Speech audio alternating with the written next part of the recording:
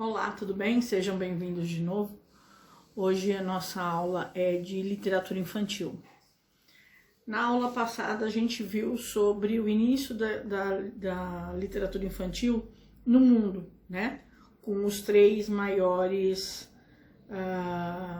responsáveis por isso, que foi o Perrault, os irmãos Grimm e o Andersen, né? Vocês fizeram pesquisas e conseguiram histórias ótimas, versões muito diferentes daquelas que a gente conhece, né?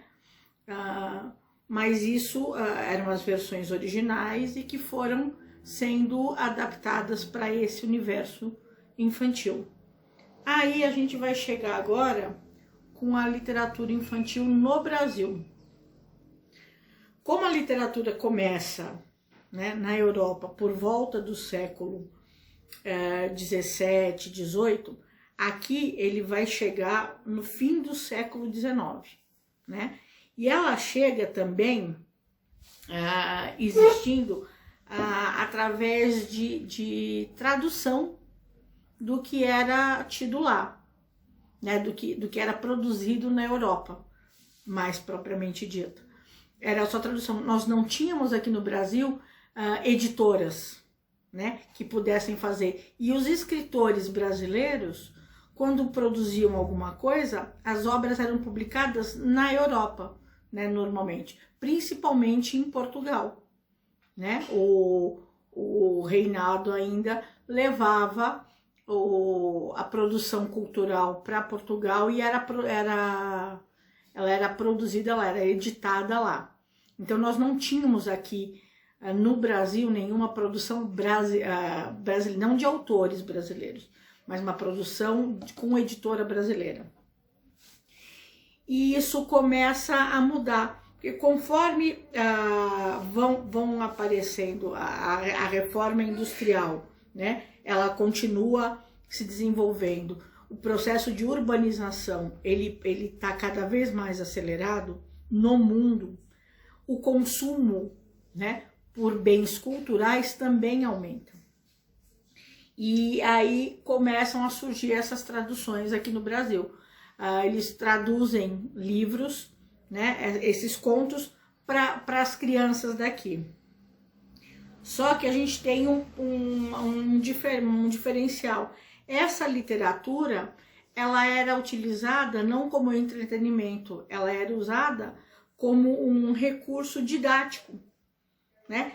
As crianças só consumiam literatura infantil na escola como um recurso suplementar da língua portuguesa, né? Um recurso obrigatório, todo mundo tinha que ler, mas era uma coisa didática, não tinha o prazer da leitura, né? E é um ranço, né? É uma prática que foi perpetuada. Até hoje a gente ainda tem esse processo nas nossas escolas, de difundir a literatura como alguma coisa obrigatória e maçante e não prazerosa, que encante, né?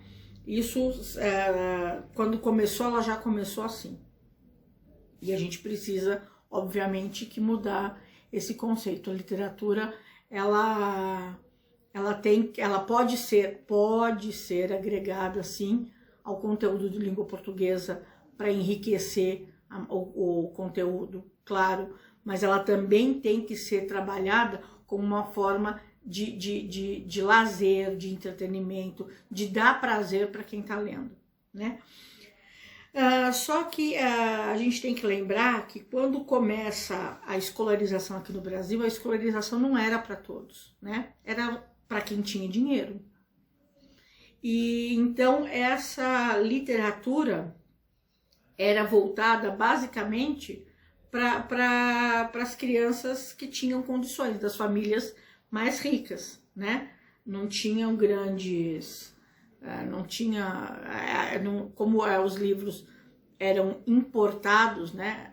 Vinham da Europa para cá, eles eram caros, então o acesso era bem restrito. Aqui no Brasil, o primeiro que lança um livro aqui feito no Brasil foi Figueiredo Pimentel, né? A livraria chamava Quaresma e ele lança Contos da Carochinha, que era nada mais do que a tradução dos contos de Perrault, dos irmãos Grimm e de Andersen, né? Essa tradução foi a primeira, o que eles consideram como a primeira obra voltada para o segmento infantil aqui no Brasil, né? E que trazia também com isso a novidade de que não era necessariamente só para ser feita na sala de aula, ela podia ser lida em casa, né? Então começa aí a surgir a ideia de uma literatura, o que a gente chama de literatura deleite, né? A literatura pelo prazer de ouvir e contar histórias, certo? Óbvio que quando a gente fala de literatura brasileira, é impossível a gente não pensar em Monteiro Lobato, né? Ele realmente foi o grande escritor infantil. E ele é que começou esse processo da literatura infantil aqui no Brasil.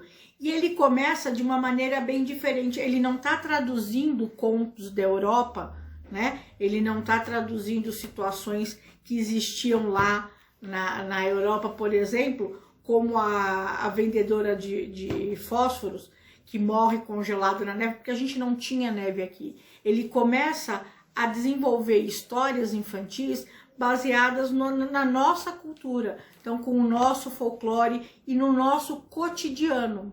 Eram situações cotidianas corriqueiras aqui no Brasil, né? Então, o Monteiro Lobato é realmente o primeiro escritor que retrata a realidade do Brasil para a literatura infantil. Então ele agrega folclore, ele agrega o regionalismo. E o que ele faz? Para difundir essa obra dele, né, porque aqui no Brasil ainda era pouco difundida, ele imprime, né, ele começa a estimular a criação de editoras aqui no Brasil.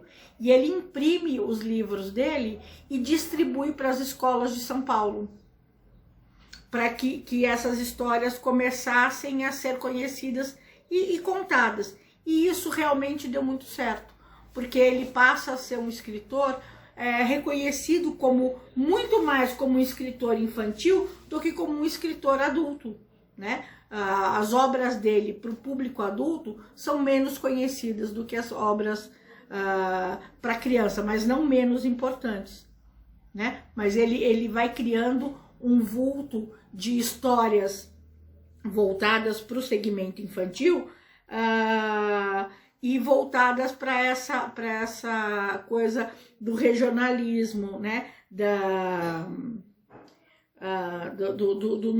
nossa cultura, do nosso folclore. Mas óbvio que a gente não pode falar do Monteiro Lobato como sendo o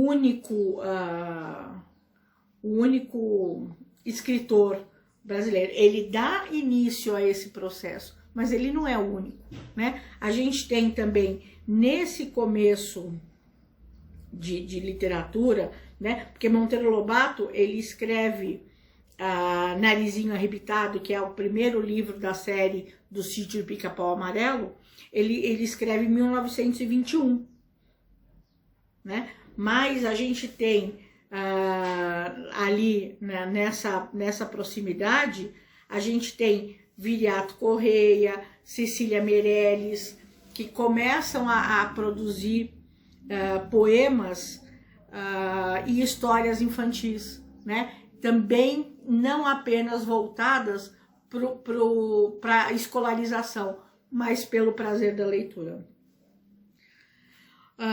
Depois, por volta de 1970, né, começam a surgir outros autores, né, que ainda baseados, né, ou ainda